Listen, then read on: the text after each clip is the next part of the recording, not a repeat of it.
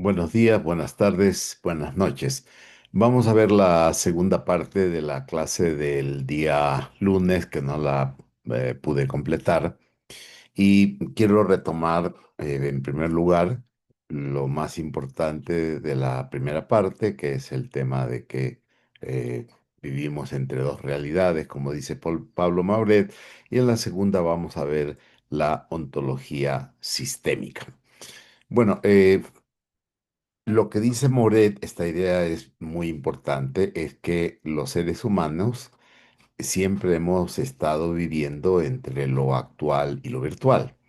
Yo les había contado cómo en épocas antiguas, hace muchos miles de años, los seres humanos no diferenciaban, por ejemplo, entre las actividades, entidades y procesos que ocurrían cuando estábamos despiertos de aquellas que ocurrían cuando estábamos dormidos. Es decir, para los Homo sapiens de hace miles de años, la tangibilidad, la realidad, la materialidad de la vida en los sueños era similar a la de la vida cuando estábamos despiertos. Simplemente se trataban de una especie de dos mundos en los cuales podíamos vivir los seres humanos. Actualmente tenemos claro que hay un salto entre un mundo y el otro, que no es lo mismo tener conciencia mientras estamos despiertos que eh, vivir en sueños y recordar después de esos sueños. Sabemos que se trata de dos realidades diferentes, la una es actual y la otra es virtual. Entonces, para los seres humanos antiguos había una sola realidad, eran distintos espacios de esa realidad y los sueños estaban ahí. Y recuerden ustedes, los seres humanos, cuando tenían visiones, cuando escuchaban voces, es decir, cuando tenían problemas de delirios, ¿no es cierto?, o de alucinaciones auditivas o alucinaciones visuales, se pensaban que esos seres, en algunas culturas, se pensaba que esos seres humanos eran privilegiados, ¿no? Porque podían acceder a un contacto que la mayor parte de los mortales no teníamos. En el mundo actual lo que ocurre es que la virtualidad tiene otras formas. Ya sabemos que cuando soñamos, lo que estamos soñando no es parte de la realidad actual y nosotros en psicología decimos que es parte de la realidad virtual, por lo tanto, tratamos de entenderlo como una forma de realidad no tangible, no actual, pero que es importante para el desarrollo de la salud mental de las personas. Si las personas no dormimos bien, no soñamos, se alteran nuestras capacidades cognitivas, se altera nuestra capacidad de eliminar recuerdos que pueden ser peligrosos y no procesamos adecuadamente la información de lo que ocurre en el día. Entonces, el dormir, el soñar, tiene una función muy importante, aunque todavía no hayan sido desentrañados los mecanismos exactos, sí tiene una misión muy importante dentro de la salud mental.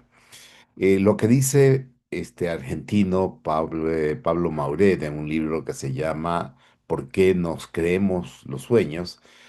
Los cuentos, perdón, porque nos creemos los cuentos, es que los seres humanos, parte de nuestra naturaleza es vivir en esta virtualidad, pero que el problema ahora es que esta virtualidad, que se expresa fundamentalmente en la imaginación, en las películas, en la literatura, es decir, en la ficción, en las redes sociales, cuando estamos viendo videos que no sabemos si son auténticos o son hechos con inteligencia artificial, cuando nuestra percepción del mundo ya no es directa, sino que está mediada por las redes sociodigitales, está mediada por el TikTok, por el Instagram, solo por poner un ejemplo, por los videos que salen en cualquier espacio del Internet. Entonces se nos hace muy difícil diferenciar cuando lo que vemos es parte de una realidad simulada o de un simulacro de realidad, como decía este autor que vimos, que es Jean Baudrillard, que él habla de la realidad como un simulacro. No sabemos cuáles de estos videos son realmente una reproducción de cosas que ocurrieron o que están ocurriendo y cuáles de estos videos no son una invención desde las nuevas tecnologías de la inteligencia artificial de creación de imágenes. Entonces, vivimos en un mundo en el cual no podemos discernir adecuadamente lo real actual de lo real virtual. El tránsito del uno al otro ya no es tan claro como lo era antes de la irrupción, de la potenciación de las tecnologías de la inteligencia artificial, de la realidad aumentada y la realidad inmersiva que tienen actualmente las computadoras.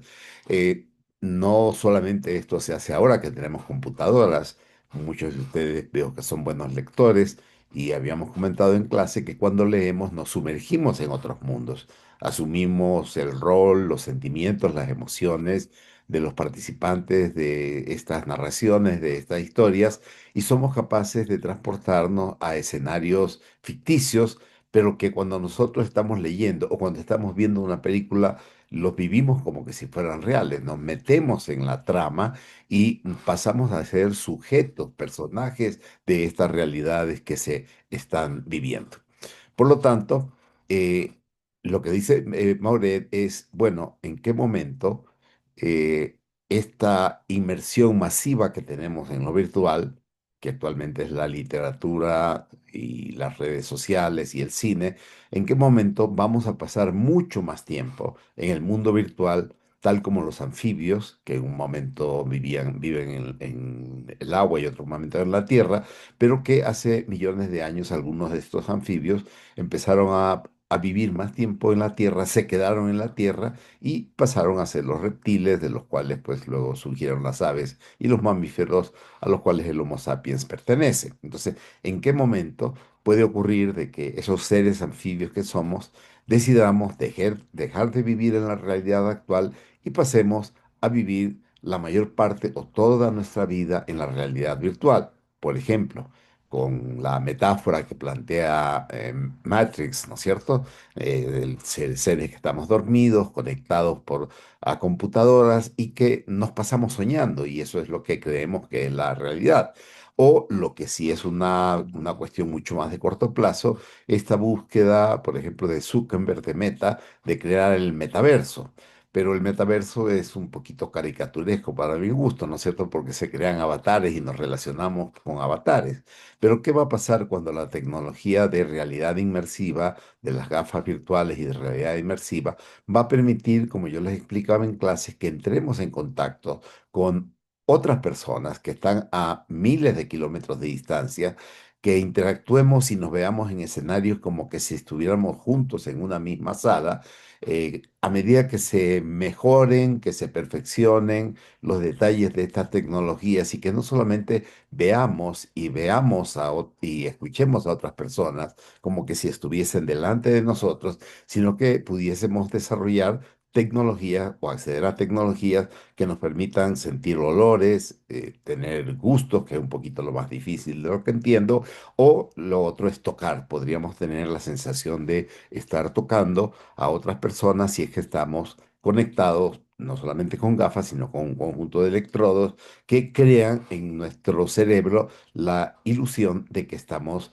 sintiendo a través de nuestro tacto objetos, personas que no están realmente físicamente delante nuestro. Recuerden que el cerebro lo que hace es eh, construir percepciones a partir de las sensaciones y que realmente esas sensaciones y percepciones no tienen una existencia objetiva como tal, sino en nuestro cerebro, solo en nuestro cerebro, y por lo tanto el cerebro puede engañarnos y hacernos creer que efectivamente estamos hablando, viendo, escuchando, tocando a otras personas u otros objetos. Entonces, este es el gran dilema que plantea Maurrat y que me parece interesante porque yo les decía, cuando esto ocurra, seguramente no de manera inmediata, pero es posible que ustedes ya profesionales, mucho más adultos, ya cuando tengan 40, 50 años, tengan que lidiar con un mundo en que mucha gente vive en esta realidad.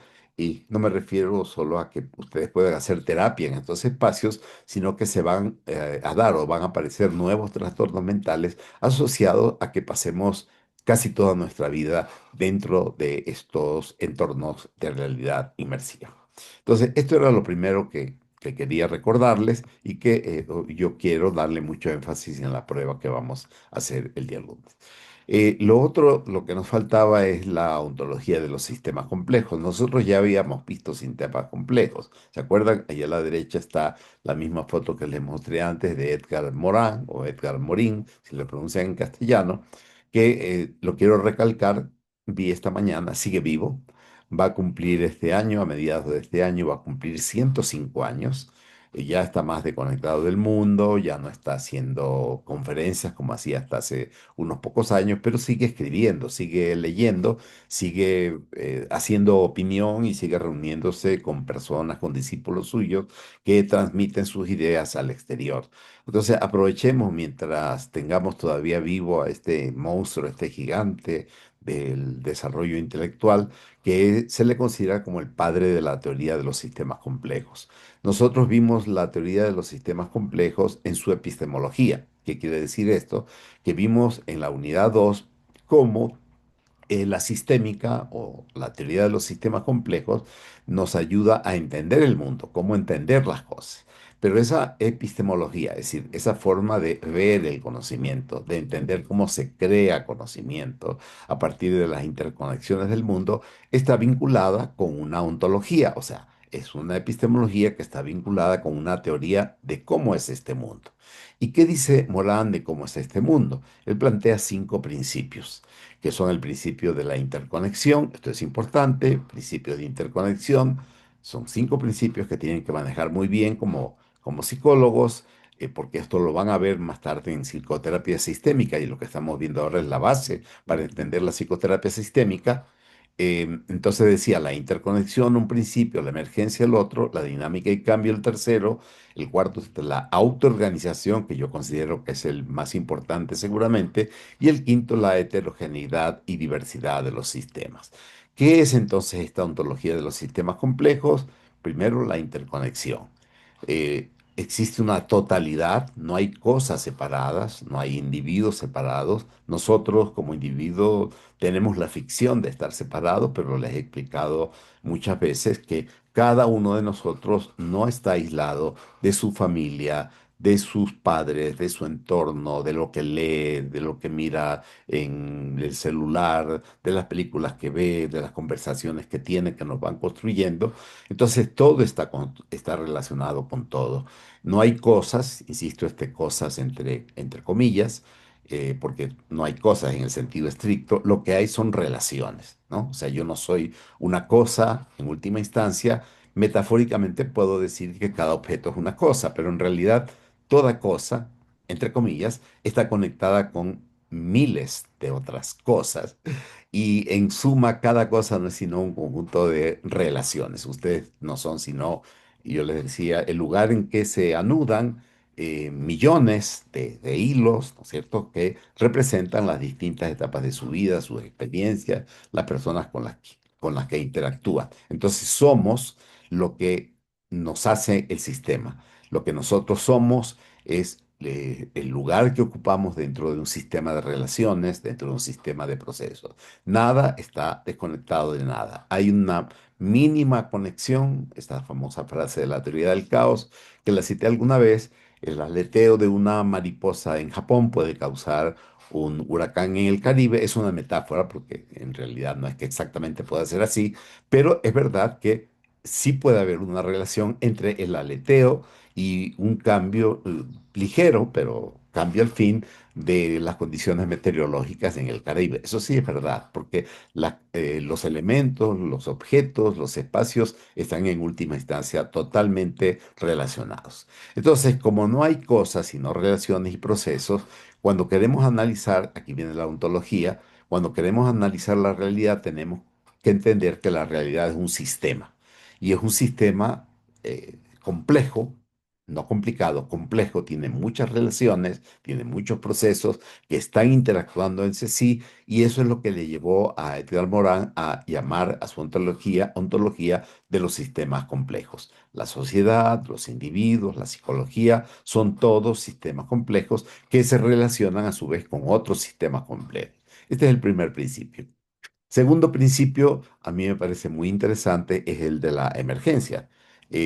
A propósito de esto, quizá pueda ayudarles a recordar lo que llamábamos las ontologías de la estratificación o jerarquización que propusieron Nikolai Hartmann y, desde otra perspectiva más bien teológica, Teilhard de Chardin. Ellos decían, recuerden ustedes, que hay una evolución y que en esa evolución se va complejizando la realidad. La materia empieza siendo materia orgánica, o sea, átomos, moléculas, luego se complejiza, no se complica, se complejiza y adquiere la forma de objetos, piedras, aire, agua, etcétera. Y más adelante, esa materia inorgánica que está en la base de la ontología estratificada de Teilhard de Chardin y de Hartmann, se organiza de una forma nueva, que es la vida. La vida emerge, no de la nada, la vida emerge del nivel anterior, que era el nivel de la materia inorgánica, de la materia orgánica, de los mismos átomos, ¿no es cierto?, de las distintas sustancias que están en la naturaleza, emerge, surge una forma de organización más compleja de los átomos y las moléculas, surgen las cadenas de carbono y así surge la vida. Y cada vez esa vida va complejizándose mucho más hasta que aparece en un momento dado el Homo sapiens, que es un mayor nivel de complejización de la vida. No digo de superioridad, eso es discutible, pero sí, sí implicamos un nivel de complejización mayor porque tenemos la capacidad de pensamiento simbólico, de lenguaje simbólico, tenemos la capacidad de invención, tenemos la capacidad de objetivar nuestra subjetividad, es decir, convertir nuestras ideas en obras, en tecnologías, en literatura, en artes, en conversaciones. Entonces, eso significa que la vida que surgió en un momento dado de la materia inorgánica permite la emergencia de un tipo de fenómeno que no está contenido en toda forma de vida, que es el pensamiento y la inteligencia. Y a partir de ese pensamiento e inteligencia, recuerdan a Chardin y a Hartmann, surge un cuarto nivel, que es el de la cultura, el de los valores, sobre la base de la vida humana. Es decir, tenemos ahí la materia orgánica, que es lo primero que aparece, de la materia orgánica emerge la vida, de la vida emerge la inteligencia y el lenguaje simbólico, la capacidad de creación de un mundo cultural que constituye el cuarto nivel, que sería la cultura, y en la teoría de Teilhard de Chardin, que es un concepto teológico, pero que a mí personalmente me parece muy interesante de analizar, él sostiene pues de que el pensamiento humano se va a fusionar en un momento dado con Dios y eso es lo que él llama el punto omega. Entonces, esta es la teoría de la emergencia, ¿no? De una cosa puede emerger algo nuevo y lo que emerge es diferente. Es decir, el ejemplo clásico, nosotros, cada uno de ustedes, yo, éramos hace los años un mes antes de ser concebidos, no existíamos. Hubo la fusión de un espermatozoide con un óvulo de nuestro padre y de nuestra madre, y de esa fusión emergió la individualidad de cada uno de nosotros, que se fue construyendo también de manera sociocultural hasta que hemos llegado acá. Y una vez que nosotros tengamos parejas y decidimos tener hijos o adoptar hijos, ¿no es cierto? Los que deciden hacerlo así, hijos humanos, también vamos a ser capaces de lograr la emergencia de nuevos individuos que no son iguales a nosotros. Es decir, el todo es más que la suma de las partes. Ustedes y yo, voy a personalizarme, yo no soy igual a la suma del espermatozoide y el óvulo a partir del cual mis padres me crearon. Soy mucho más que eso. El todo es mucho más que la suma de las partes. El funcionamiento de una computadora no se puede entender simplemente a partir de las piezas que existen, de los transistores, de la tabla de lógica, ¿no es cierto?, de la pantalla, del teclado, sino que lo que explica el funcionamiento es la interacción de todas esas partes. Y de ahí se dice que el todo no es la suma de las partes, sino que es mucho más que eso. Y con el tiempo, cada totalidad, cada sistema, a medida que se complejice, puede hacer que emerjan nuevas partes y que emerjan nuevas propiedades, o sea, nuevos sistemas complejos. La tercera característica es la dinámica y cambio. No existe nada permanente, nunca ha existido desde que apareció el universo hace aproximadamente 15.000 millones de años, al menos el universo en que vivimos, producto del Big Bang que conocemos. no ha habido nada que esté en estático. Si los átomos dejan de moverse, eh, el universo muere, literalmente, muere en un sentido metafórico, obviamente, porque no tiene vida. El frío absoluto, el cero absoluto, que son menos 270 grados centígrados, que en otra escala se llama 0 grados Kelvin. ¿Por qué se le llama cero absoluto? Porque no puede haber una temperatura más baja que esa. ¿Y por qué no puede haber una temperatura más baja que esa? Porque el cero absoluto significa que los átomos dejan de moverse. Es una temperatura que solo existe en la teoría, en la matemática. En la realidad no se ha encontrado que existen en el universo zonas con el cero absoluto, zonas a menos de 200, a menos 270 grados centígrados, porque eso significaría que la materia, los átomos, las moléculas se detienen, todo se detiene y obviamente esa regla va contra este principio. No puede haber nada que no esté en cambio. No puede haber nada en las sociedades humanas, ustedes saben, cuando emergimos, estaba bien dicho, hace 300.000 años no teníamos lenguaje, nuestra inteligencia era una inteligencia muy básica, no teníamos cultura, no éramos capaces todavía de producir alimentos, ni siquiera de generar fuego, ¿no? Que es una propiedad que se encuentra en la naturaleza, pero 170.000 años después pudimos inventar formas, y desde antes, según algunas investigaciones, pudimos inventar formas para crear y mantener el fuego y en esa época sí inventamos el lenguaje simbólico que se fue construyendo a lo largo del tiempo. Y desde el primer Homo sapiens, hace 300.000 años, hasta ustedes y yo que estamos viéndonos a través de mecanismos artificiales creados por los seres humanos, el Internet, las computadoras, el Zoom, etcétera, etcétera, o el YouTube, en el caso de que vean este video, es evidente que no ha habido un momento de descanso. Los sistemas están cambiando, ustedes como individuo, yo como individuo estamos cambiando. Lo que ustedes creen que hoy es una característica que los define y que nunca va a cambiar, ¿no? Va a cambiar. Va a cambiar porque nada está terminado, todo está en proceso, no hay una finalidad del universo en donde se diga, ok, ya llegamos a la perfección y aquí nos quedamos. Los sistemas están en constante cambio y obviamente dentro de las posibilidades de cambio está siempre la posibilidad de que los sistemas se destruyan, ¿no? Las civilizaciones se pueden destruir, pasó con los mayas, pasó con los romanos, pasó con los antiguos griegos, pasó con los antiguos chinos, los antiguos hindúes, el imperio español, que fue el más poderoso en una época, ¿no es cierto? Ya dejó de ser el imperio español. El imperio británico, que fue dominante hasta el siglo XIX, comienzos del siglo XX, ya desapareció. La Unión Soviética, que sus defensores pensaban que era inamovible y que implicaba el cambio hacia un futuro totalmente diferente para el ser humano, desapareció porque estuvo sujeto al cambio y actualmente vemos que hay potencias como Estados Unidos, como China, que está emergiendo todavía, como Rusia, que no van a ser potencias por siempre. Habrá algún momento, puede ser en 5 años, puede ser en 20 años, puede ser en 100 años o en 200 años. Yo creo que más allá no va a llegar, no va a mantenerse la hegemonía o el poder de ninguno de estos tres grandes países que he mencionado.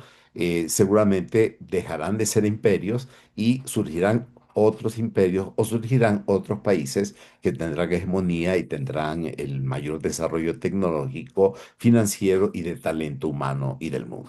Entonces, lo único que no cambia es el cambio, ¿no es cierto? Lo único que no cambia es el cambio, el resto todo está cambiando. El cuarto principio es el de la autoorganización. Los sistemas, sobre todo los vivos, pero no únicamente los vivos, tienden a organizarse. Es decir, cuando nosotros solamente hago un experimento, ¿no? Pongan el lavabo del baño de ustedes, abran la llave y fíjense la figura que se forma de agua, la figura que adopta la forma en el fondo del lavado. Observen, se van a dar cuenta que esa figura no es caótica, esa figura sigue una simetría, ¿no es cierto? Al comienzo seguramente el agua chispotea, el agua se sale del lavabo, les moja a ustedes, pero luego el agua tiende a organizarse en forma, ¿no es cierto?, de una especie de huracán chiquito que es el que va cayendo hacia la alcantarilla. Lo mismo ocurre en cualquier cosa del universo, en cualquier objeto del universo, el movimiento del aire por la voz humana es, tiene formas de autoorganización y obviamente las formas de autoorganización más importantes son las de la vida. Cuando los sistemas vivos, cuando los sistemas orgánicos se pueden autorreproducirse, pueden autoorganizarse, estamos en presencia de la vida. O sea, cuando una célula es capaz de mantenerse por sí sola, sin necesidad de que alguien la esté alimentando, sino que la célula tiene la capacidad de alimentarse, tiene la capacidad de reproducirse, es decir, no hay un agente externo que lo haga. Estamos hablando de autoorganización y en el caso de la biología, este concepto lo creó un par de biólogos chilenos llamados Humberto Maturana, que ustedes seguramente lo van a ver más adelante en otros cursos. El otro se llamaba Francisco Varela. Ambos ya fallecieron, pero fue hace relativamente poco. Ellos crearon este concepto de autopoiesis y ellos decían que la vida se define por la autopoiesis. Auto poder uno mismo, poiesis, ponerse, la capacidad de autoponerme es la vida. Yo no necesito ya de adulto, yo no necesito que nadie de afuera me esté cuidando, salvo que termine cognitivamente mal, por supuesto. Yo mismo puedo organizarme, yo mismo puedo mantener mi vida, si me alimento bien, si cuido mi salud, si mantengo una vida sana. Obviamente hay un momento en que todos vamos a llegar a morir, pero al menos mientras esté vivo, no necesito, ¿no es cierto? Salvo que tenga un deterioro cognitivo o una enfermedad que lo impida, no necesito que haya todo un equipo de personas ayudándome a mantenerme vivo. Me puedo mantener vivo yo mismo, evidentemente, haciendo intercambio con el medio. No puedo vivir fuera de la conexión con la naturaleza porque necesito el aire, necesito el agua, necesito los nutrientes que están en las vegetales y los animales. Entonces, la autoorganización, la autopoiesis es seguramente uno de los distintivos más interesantes que tiene la teoría de los sistemas complejos. Y las sociedades humanas y la psicología humana también tienen formas de autoorganización. Es decir, en psicología estos conceptos son importantes porque cuando una persona desarrolla, por ejemplo, un trastorno mental, este trastorno mental puede perpetuarse, tiende a autoorganizarse. Por ejemplo, una persona que tiene un evento traumatizante que lo somete a vergüenza pública, ese evento traumatizante podría generar una reacción fóbica, una fobia, un miedo irracional de esta persona, lo que se llama la fobia social de la que hemos hablado. Por ejemplo, hablar en público o a veces ni siquiera a hablar en público, sino a exponerse a grupos muy grandes, a ser mirado. Entonces, cuando hay este evento, se organiza dentro de la psique de un individuo, se organiza una respuesta irracional de miedo ante lo que le puede ocurrir, que desencadena un conjunto de cambios físicos que no los puede controlar el individuo, y eso se autorreproduce, es decir, la persona que al comienzo tenía miedo porque le ocurrió algo desagradable, luego está con un grupo pequeño de personas y regresa el miedo y ese miedo se va reproduciendo, se va autoorganizando y después de 20 años ese miedo prácticamente no se lo puede revertir, sino a través de psicoterapias de larga duración. Al menos si se quiere ser sostenible, son psicoterapias de larga duración y en algunos casos inclusive pueden requerir en algunas etapas del apoyo de cierto tipo de medicación. Entonces, un trastorno como esto es un trastorno que se está autorreproduciendo. Una persona que tiene esquizofrenia, no es que hoy día amanece esquizofrénica y mañana dejó de serlo. El momento en que desarrolló la esquizofrenia, ese fenómeno, esa psicopatología que es la esquizofrenia, empieza a autorreproducirse, se autoorganiza, es autopoyética y no necesita de agentes externos para mantenerse, sino que el propio trastorno encuentra la forma de reproducirse a sí mismo. El pensamiento. El pensamiento es autopoyético. Cuando nosotros empezamos a pensar, no es que al día siguiente de empezar a pensar dijimos, ok, mañana voy a dejar de pensar, ¿sí? Dejamos de pensar y luego de 3 días volvimos a pensar. El momento en que emergió el pensamiento, miren cómo todo está relacionando, ¿no? Emergencia, dinámica, autoorganización. El momento en que emergió el pensamiento humano, ese pensamiento encontró la forma de autoorganizarse. Y obviamente esa autoorganización del pensamiento, de las emociones, de la conciencia de cada uno de nosotros es importante. Es lo que llamamos la identidad. ¿No es cierto? Si yo no tuviera la certeza de que hace 10 años soy Enrique Santos o hace 40 años era Enrique Santos, que sigue siendo el mismo, que he cambiado, pero yo percibo, quizás es una ficción, pero lo digo didácticamente, yo percibo que sigo siendo la misma persona, en el sentido de que eso que ocurrió en mi niñez y en mi adolescencia me ocurrió a mí, no a otra persona. Yo sé que hay una línea de continuidad, yo sé que hay muchas cosas que cambiaron, pero yo me sigo sintiendo Enrique Santos, no me siento Edgar Morán, ni me siento Pepito Pérez, ni Manuela López, es decir, sigo siendo yo. Y ese sentido de identidad, no digo que sea yo en el sentido físico, sino en el sentido de autopercepción, ese sentido de identidad se autoorganiza. Si no tuviéramos, si nuestra identidad no se autoorganizara, seríamos personas esquizofrénicas o seríamos personas con múltiples personalidades. Cambiaríamos de personalidad de un día al otro. Un día creeríamos que somos Y, el día siguiente pensaríamos que somos Z y así sucesivamente. Entonces, esto es clave para entender la psicología. Los trastornos tienden a autoorganizarse, tienden a perpetuarse. En otros casos también tienden a revertirse. Eso es parte de la autoorganización. Y la última propiedad o principios, estos son principios ontológicos, o sea, principios que nos permiten entender cómo funciona la realidad. Principio ontológico, cómo funciona la realidad. Principios, o sea, teorías, conceptos que nos permiten entender cómo funciona la realidad. Estos son los principios ontológicos de la teoría de los sistemas complejos, ¿no? No solamente, no de cualquier ontología, sino únicamente de la ontología de los sistemas complejos. Y el último principio es la heterogeneidad, diversidad. Es decir, ya que los sistemas se interrelacionan, cambian, emergen nuevas propiedades, se autoorganizan, es evidente que los sistemas tienden a complejizarse. Repito, complejizarse no es lo mismo que complicarse. Complicarse la vida es otra cosa, es un tema más bien subjetivo. Los sistemas tienden a complejizarse y en la medida en que se complejiza, tienden a ser diversos. Por eso es que los seres humanos, y lo hemos visto en nuestras clases, sobre todo en la primera unidad, no podemos estar de acuerdo en todo, porque el pensamiento es diverso. Y tenemos que aprender, eso es parte de la formación de ustedes como ciudadanos, como buenos psicólogos, como profesionales éticos, tenemos que aprender a respetar la diversidad. Hay personas que no piensan como nosotros y eso no las convierte en individuos no humanos. Hay individuos que físicamente no son como nosotros, no tienen nuestro color de la piel, no hablan nuestro idioma, no nacieron en nuestro país, no tienen nuestra misma orientación sexual, pero eso no rebaja su humanidad. Todos somos humanos.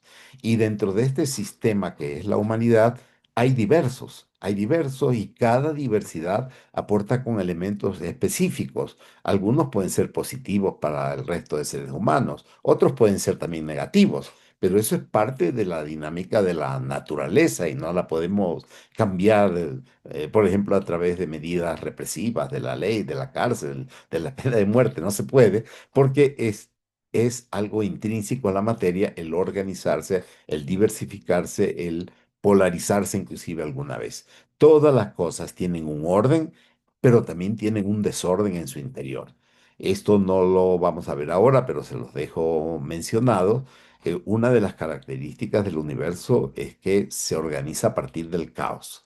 En el origen del mundo, del universo, no había orden, había caos. Y la autoorganización es una especie de lucha contra el caos, pero el caos no desaparece, el caos sigue existiendo. Es decir, vivimos en una sociedad con relativa organización, pero ustedes ven cómo en ciertos puntos de la sociedad hay caos.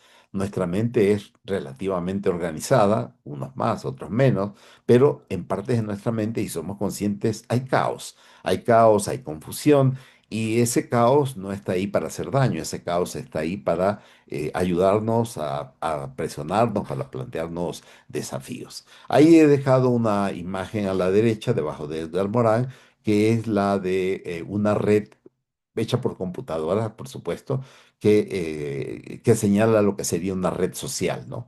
En esa red social ustedes ven millones, ahí hay millones de puntos, sino que algunos son demasiado pequeños y nuestro cerebro no los puede discernir como puntos, vemos una mancha, pero en realidad son puntos muy pequeños. Los puntos, el tamaño de los puntos, lo que define son entidades, sistemas o subsistemas, y se ven allí como unas líneas, siguen siendo imaginarias, que establecen las relaciones entre esas partes. Entonces, esa es una buena graficación de lo que es un sistema complejo. Es algo como una red de millones de elementos, una red de redes bastante compleja. Y lo termino, ¿no es cierto?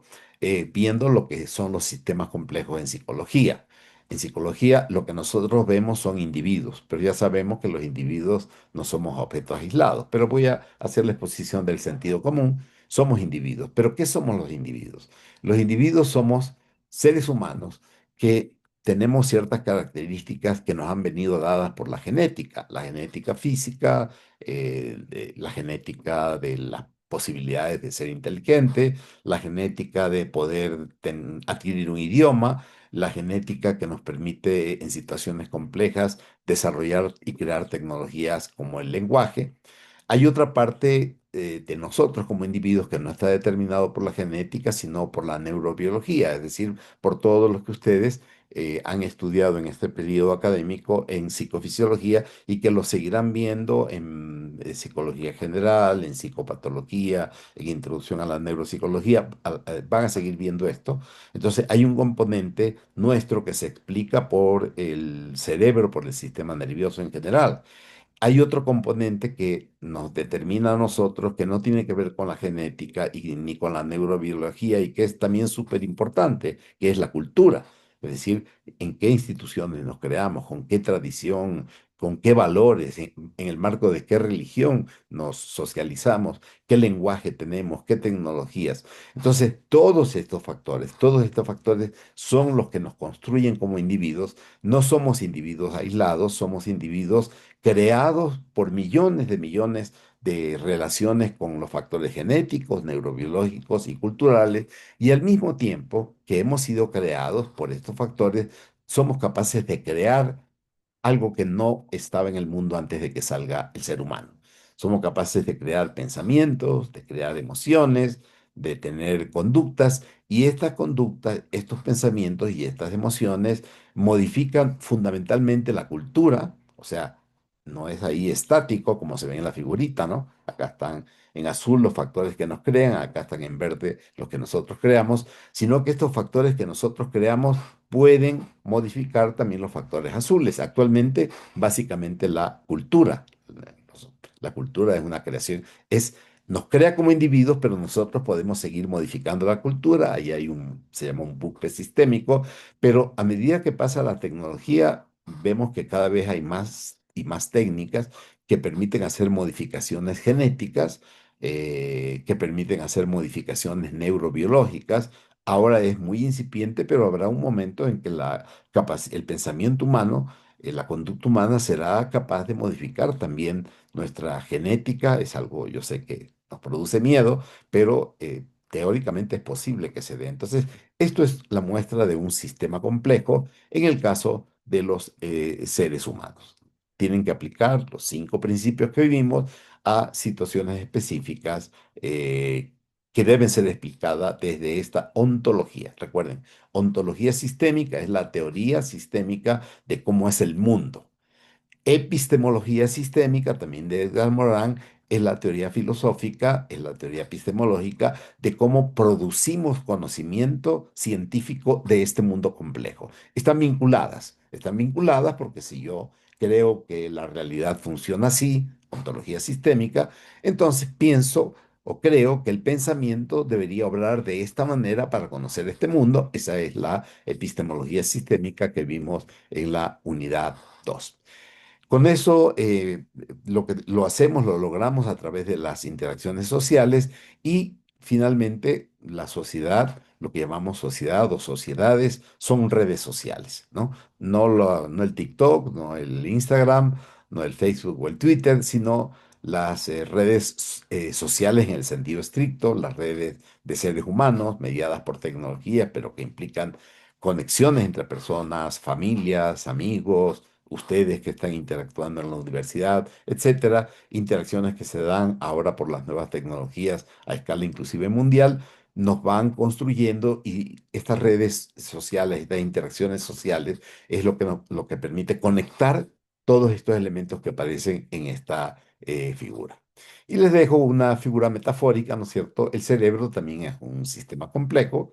Ahí vemos en este dibujo creado en computación, vemos una neurona, digamos, en primer plano, pero hay varias reuniones atrás y hay puntos que están simbolizando los procesos eléctricos, los impulsos eléctricos que se producen dentro de los axones, ¿no es cierto? Podemos ver ahí los espacios entre dendrita y axón, entre los cuales se dan, pues, operan los neurotransmisores y otras sustancias químicas de una magnitud muy pequeña que al conectarse entre sí y generar los llamados procesos sinápticos, crean redes que son redes de pensamiento, redes de emociones que están cambiando todo el tiempo, que iluminan, metafóricamente, iluminan nuestro sistema nervioso a partir de nuestro encéfalo, de nuestro cerebro fundamentalmente, y que son los que nos permiten entender nuestra psicología, son la base de nuestra psicología y en última instancia la base de todo el desarrollo humano. Bien, entonces, estimados estudiantes, esta parte completa la clase y entra, es parte de las evaluaciones que vamos a realizar de manera inmediata. Un lindo fin de semana y estudien bien este video.